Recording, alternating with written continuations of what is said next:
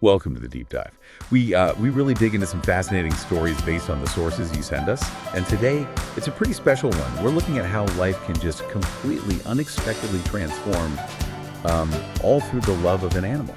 You know, those big, unplanned shifts that change everything. Yeah. Specifically, we're exploring parenting. That's like beyond just owning a pet. It's real dedication through the eyes of KJ and her bond with her rescue dog, Sauli. And for this, we've got KJ's blog post from Let Your Parenting Journey Begin. Really insightful stuff, plus descriptions of her kids' book series, The Adventures of Sauli the Rescue Pup. Titles like Sauli and the Great Escape and Sauli's Day Across the Globe. Okay, so our mission here is pretty clear. We want to pull out the surprising lessons about bonding with rescue animals, how they totally reshape our lives, and how these very personal stories can actually teach us all something universal about love and trust. And maybe a bit about chaos, too. Okay, let's get into it. You know, KJ's starting point, she talks about it in Chosen by the Paw. It sounds, well, pretty familiar, right? Independent, busy city life. Yeah. She even says she wasn't someone who really gushed over pets. Borderline allergic, even. Exactly, which makes the turning point so striking. It was seeing Sauli's picture on an adoption app. Kay says it wasn't logical, it wasn't planned, it was just love, raw, quiet, and instantly transforming. And she really emphasizes this idea that dogs, well, they choose us back. It's not just us picking them. A mutual thing. Yeah, I like that. It's this reciprocal bond. Really changes the dynamic from just adoption to, like, a mutual agreement almost. And it seems like once Sauli chose her, Kay's whole perspective shifted. She calls dogs her gurus, her heart, her presence. That's a big leap from being allergic to fur. It really is. How did they become gurus for her? What's the lesson there? Well, she talks about how dogs teach us simply by being. They don't judge, they don't have agendas, they're just present, right here, right now. Kay found that just watching Sauli, you know, her simple joy, was like an antidote to all the human overthinking and planning. A lesson in just being. That makes sense. A kind of mindfulness teacher with pause. You could say that, yeah. A daily masterclass. And it wasn't just an internal shift, was it? Sauli's arrival seems to have sparked massive external changes, too. Moving house, moving cities, even changing careers. Precisely. It's quite remarkable. That personal change directly fueled her writing. Sauli inspired her parenting guide for the new parent, which she says is full of emotion, not just tips. And then Cooking for Your Pup, which came about because Sauli was apparently a super picky eater. She's even got a veggie cookbook planned for dogs. Wow. And Kay doesn't see them just as guides. She calls them stories, love letters, testimonies. Okay, this is where it gets really interesting for me. KJ's background, she's a data scientist, thrives on collaboration, transparency, uses data for efficiency, turns complex data into narratives. How does that fit with, you know, heartfelt stories about a dog? It's a fascinating mix, isn't it? Her analytical mind doesn't just switch off. You can sort of see it subtly shaping her work. Maybe her problem-solving skills from data science help structure the advice in the parenting guide, making it empathetic, but also, well, logical, actionable steps. Right, breaking down tricky behaviors. Exactly. Or the research skills. You know, digging into nutrition for cooking for your pup. Turning that data into something reliable and easy to understand for other parents. It's this convergence of, like, her analytical brain and her very obvious compassion. Gives her work a unique depth, I think. Let's talk about the cost of this unconditional love. There's this story Kay tells in The Most Expensive Meal I Never Expected, about Sauli just refusing to eat when she first arrived.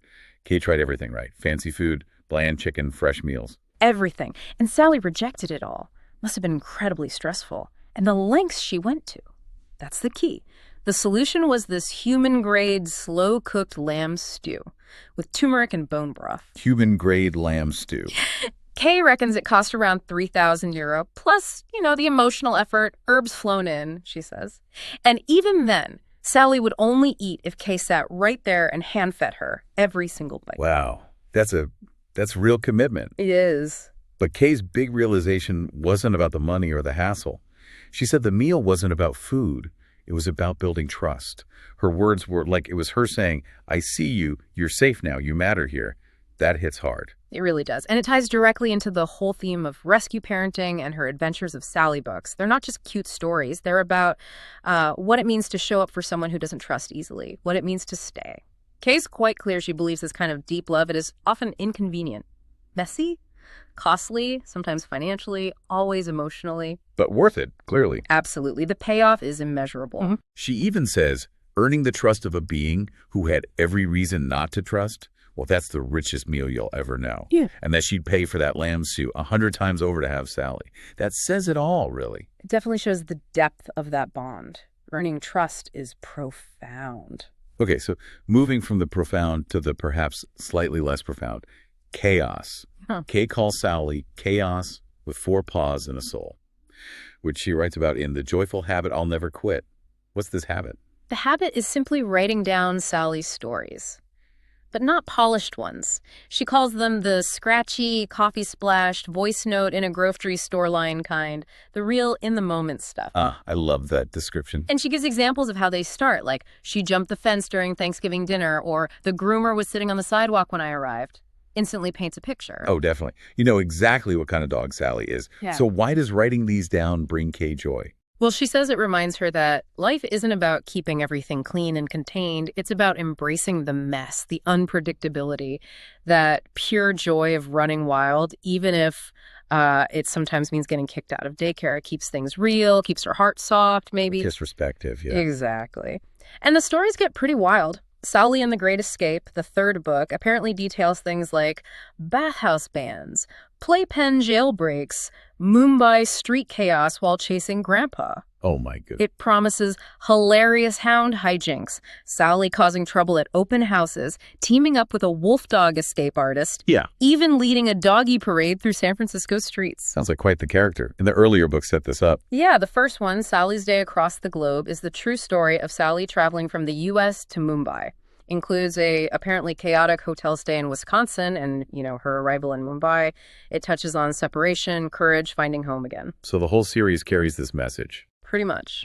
That home is where your heart is, and these unexpected companions, well, they can completely change your life.